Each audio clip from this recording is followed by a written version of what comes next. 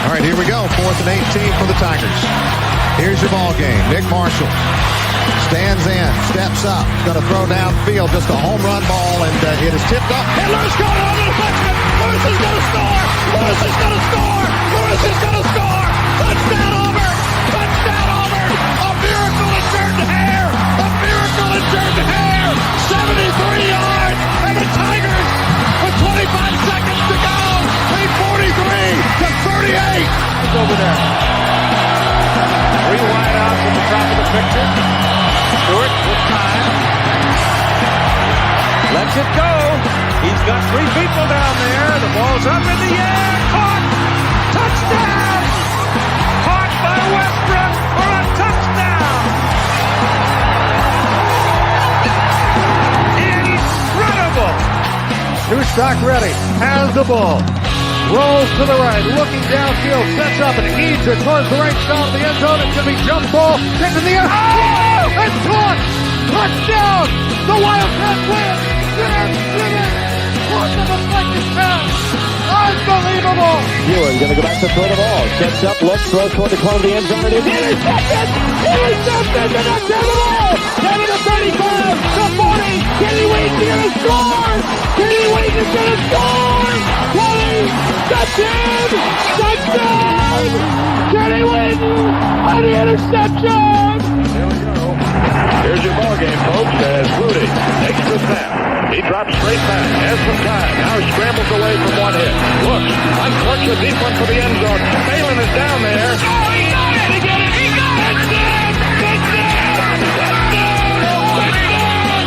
Touchdown! Boston College! He did it! He did it! Rudy did it! He got Phelan in the end zone! Touchdown!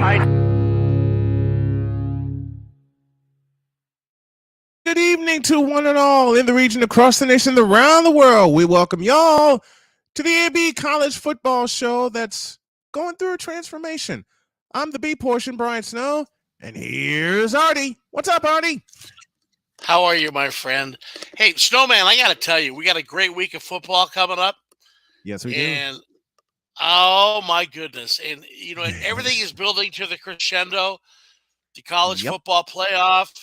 You've actually got like 8 or 9 teams that have a real legitimate chance based on the schedule. Mm-hmm. But who would have thunk that coming out when in their first CFP poll was Tennessee, the Volunteers, Coach Heupel. Would you have thought that? I mean, I know that wide receiver Hyatt. Yeah, and Hendon Hooker's not a slouch either. You know, I love what he's doing. I like his odds on winning the Heisman. I do too. I do too. I thought that the number 1 team coming out would be Georgia, but they're going to settle that this weekend between the hedges. Oh, one of the great places in college sports here, you know, history. Bob Neal, you remember the great broadcaster from the Atlanta area? Yes, sir.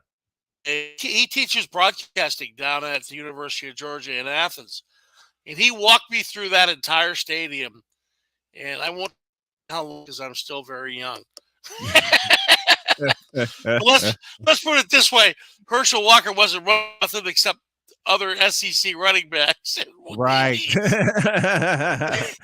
But the bottom line was, what a facility. What a great tradition. And, you know, we got our hats off to one of the greats, Vince Dooley. I think Georgia might just come out and surprise the world and keep this unbelievable offense.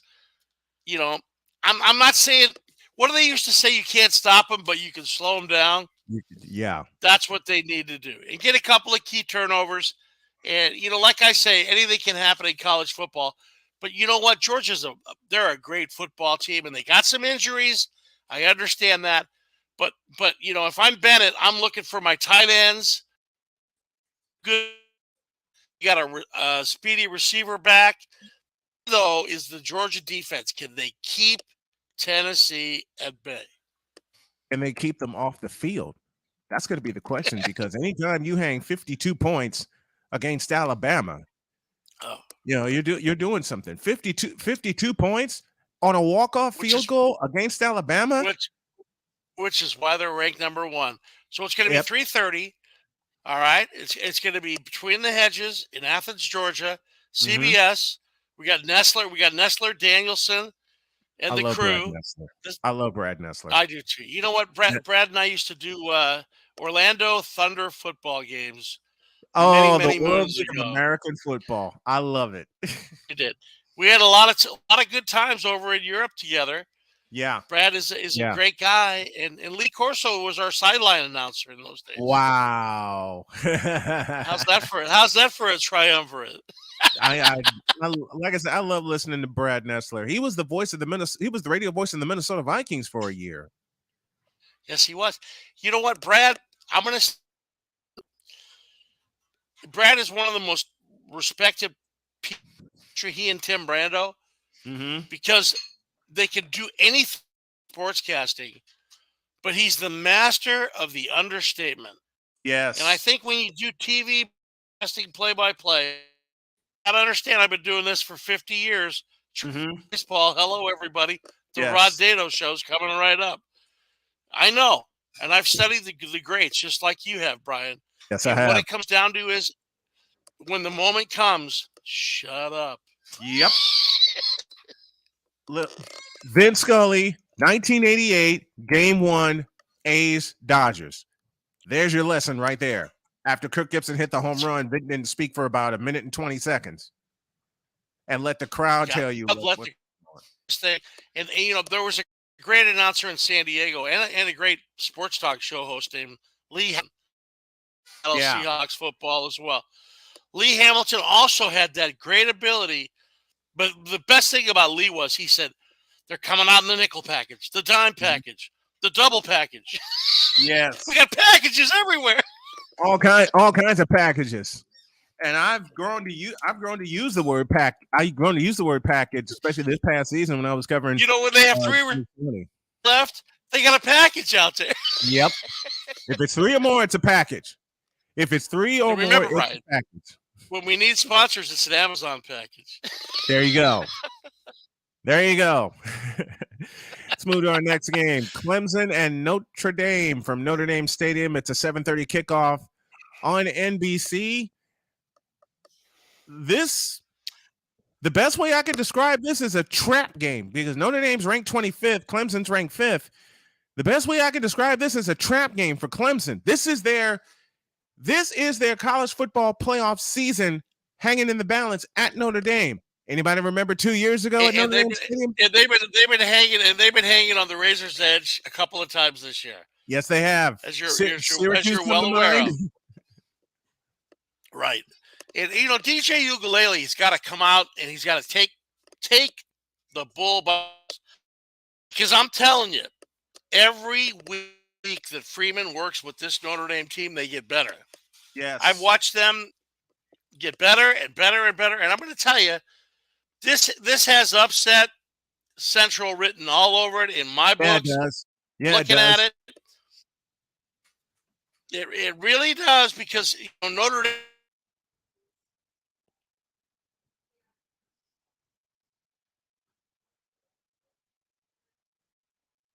Dame's going into this thing, and let's be for all practical. Here's the cool part. Clemson 3.5. The bullet keeps them.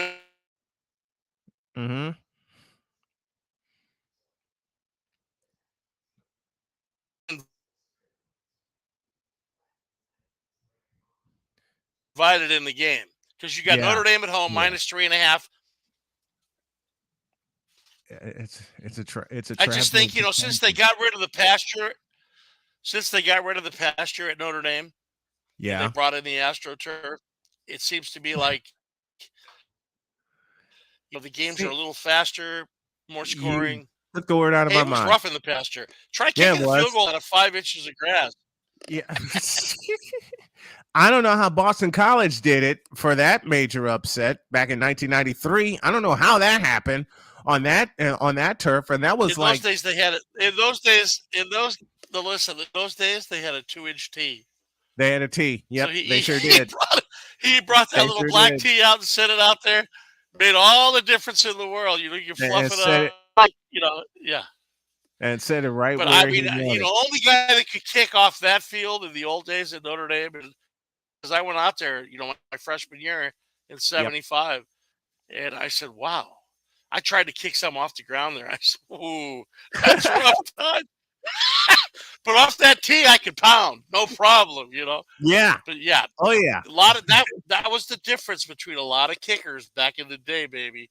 Kevin Yeah, Butler, talk about a Kevin great Georgia Butler. kicker. Yes. Oh man, it's like Kevin Dickie Butler. called him. Dickie called him Butthead.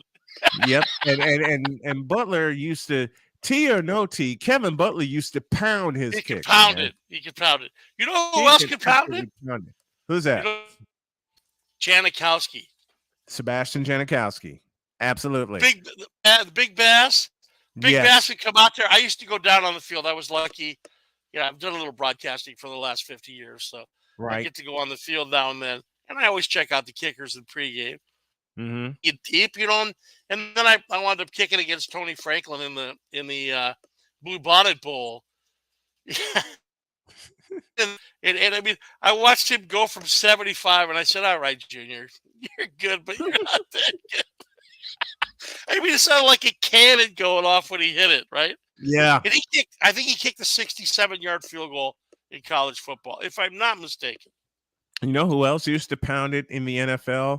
And you want to talk about kicking off of a lot of old grass? Ray Wersching. I was a Rams fan. I played I called him Ray the Worst. But Ray Wersching out of Cal, what a clutch kick. Super Bowl rings does Ray have? 3, maybe 4? 3. Okay. And I just 3 all-time kickers in 49er history: Ray Wersching, Mike Kofer, and Doug Bryan. And Doug Bryan only missed 2 kicks in the '94 season when they went to the Super. Robbie Gould. Robbie Gould. Because listen to what I'm saying to you today, November 4th, or it's actually the 3rd, 2022. The San Francisco 49ers are going to be in the Super Bowl with McCaffrey and Garoppolo leading the way. Mm-hmm. And I wouldn't be surprised if their quarterback, the backup quarterback, who was their starting quarterback, doesn't be healthy enough to get in the game and maybe run a couple of RPOs here and there. But I think Shanahan and the 49ers, after they beat the Eagles in the championship game, are going to play against Kansas City. And I'm going to tell you, it's going to be one of the greatest Super Bowls of all time. Glendale, Arizona. And you know what our sponsor should be? We should try to get a couple of tickets to that game, and we'll put it out there, and we'll tell people, hey, you want to love sports, love sports talk? Here you go. We're gonna give away 2 tickets to the Super Bowl. Let's make that happen. You got it, bro. Let's make that happen, because I would love nothing more Next than on the list. family. I would love nothing more than to bring my family to Glendale, Arizona, and make a dream come true. And you know something? With this show that we're doing and the one I do in the morning, we own Radio Row in Phoenix, Arizona. Everybody that I know in the NFL, this will be fun.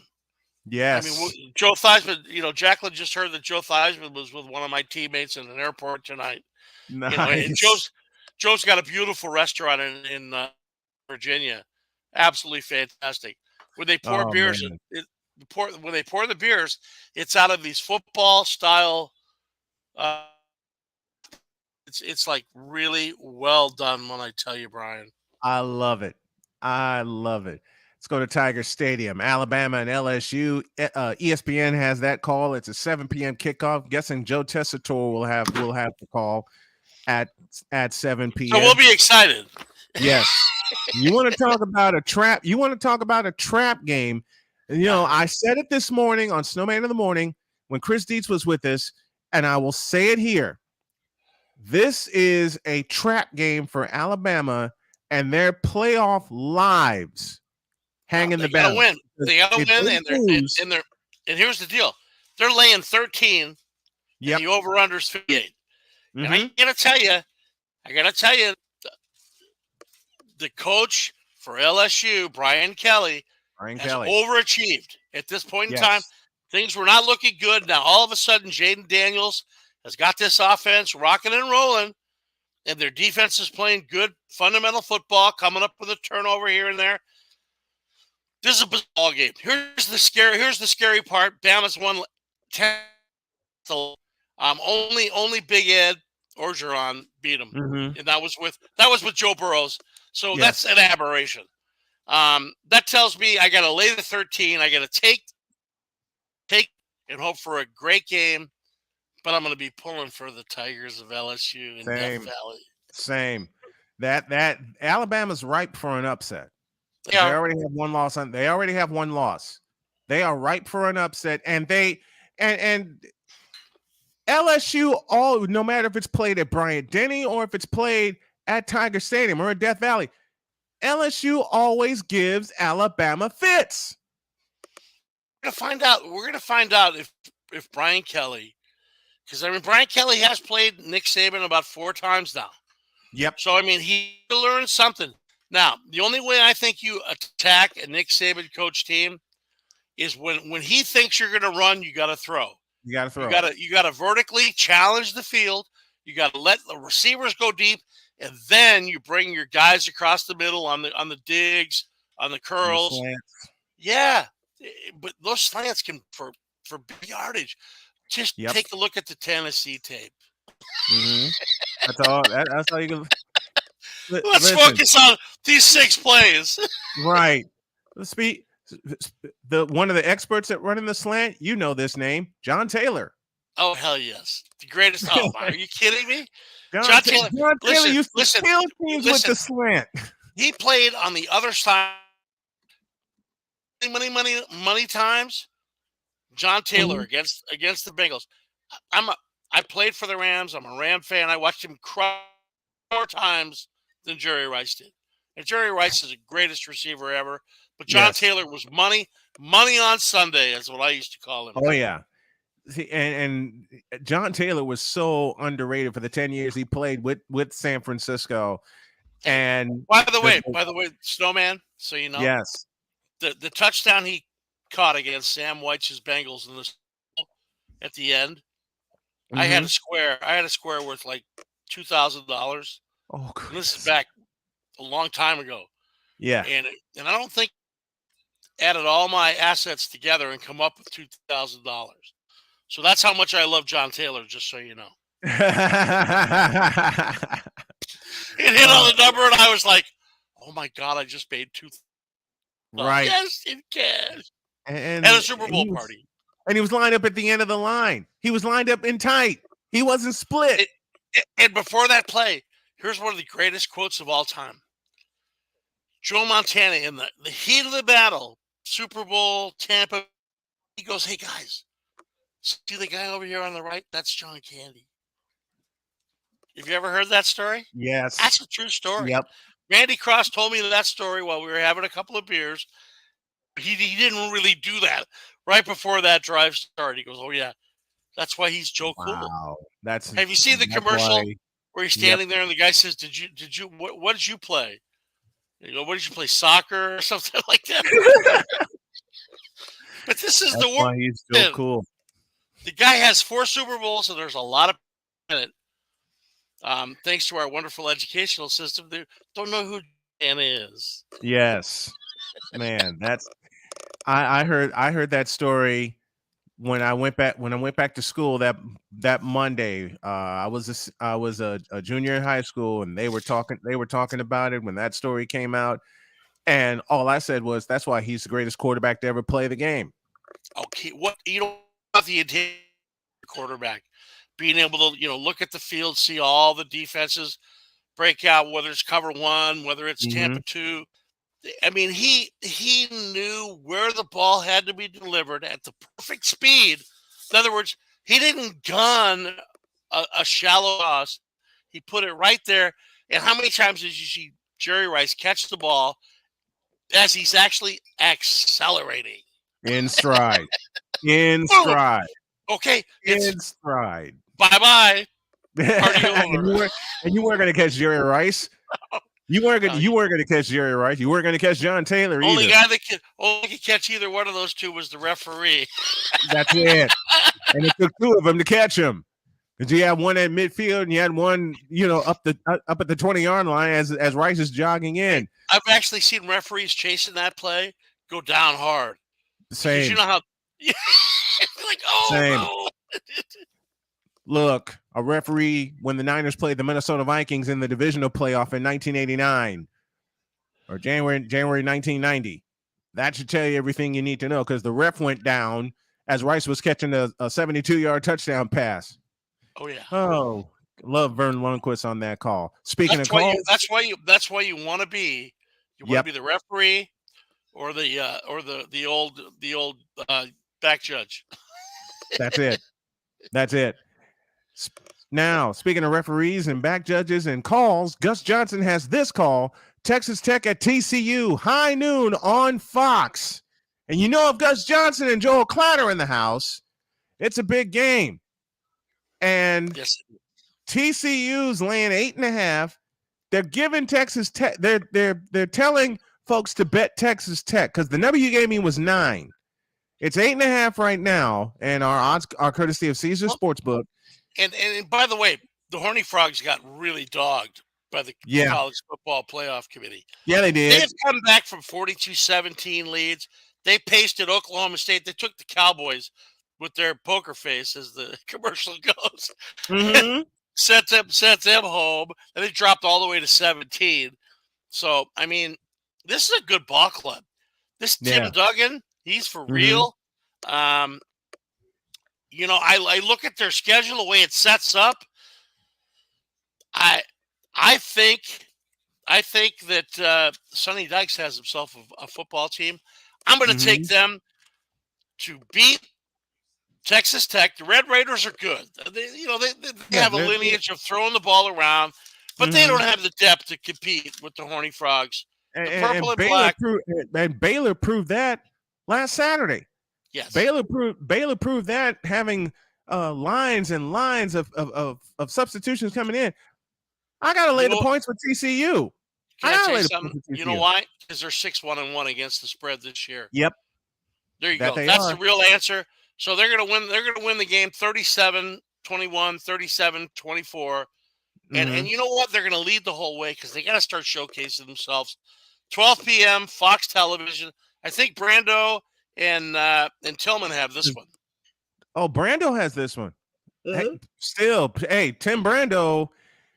Tim Brando and Gus Johnson. Those are your 1-1A teams for Fox right there for college football. Yeah. 1-1A. I like Petros, but they don't like Petros like I like Petros. So. I haven't heard Petros do a game like that consistently since I say 2005. They got him on the. They got him on the Mountain West.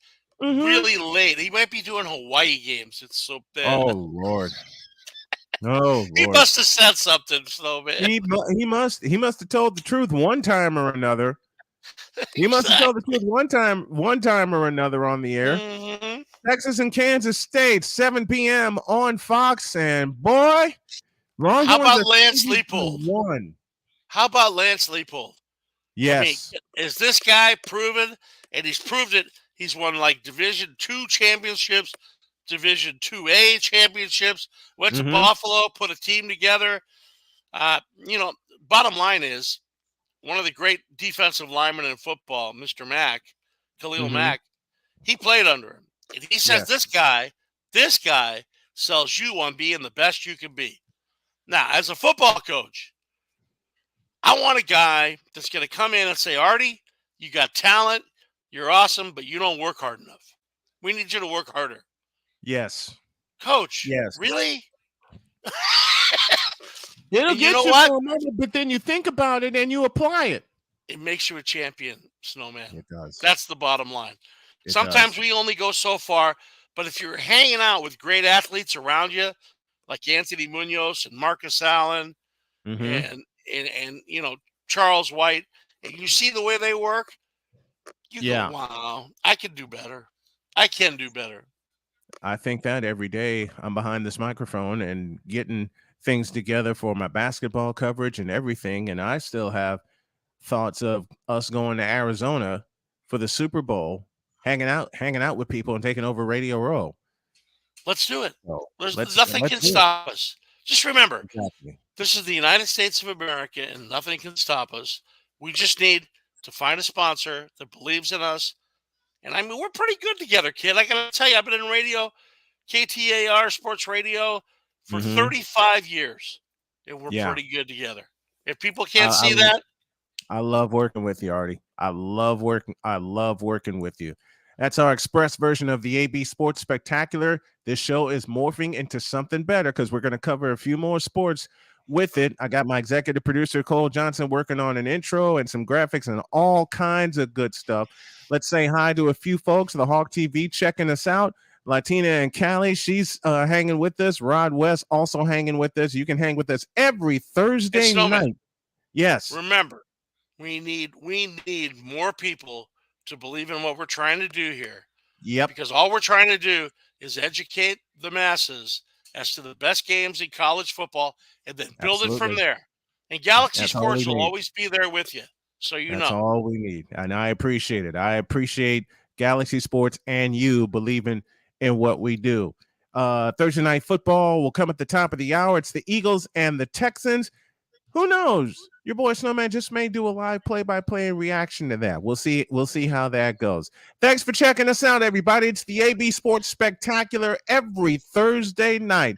We want you to take care. We want God to bless you. And we say thank you very, very much. So long, everybody. All right, here we go. 4th and 18 for the Tigers.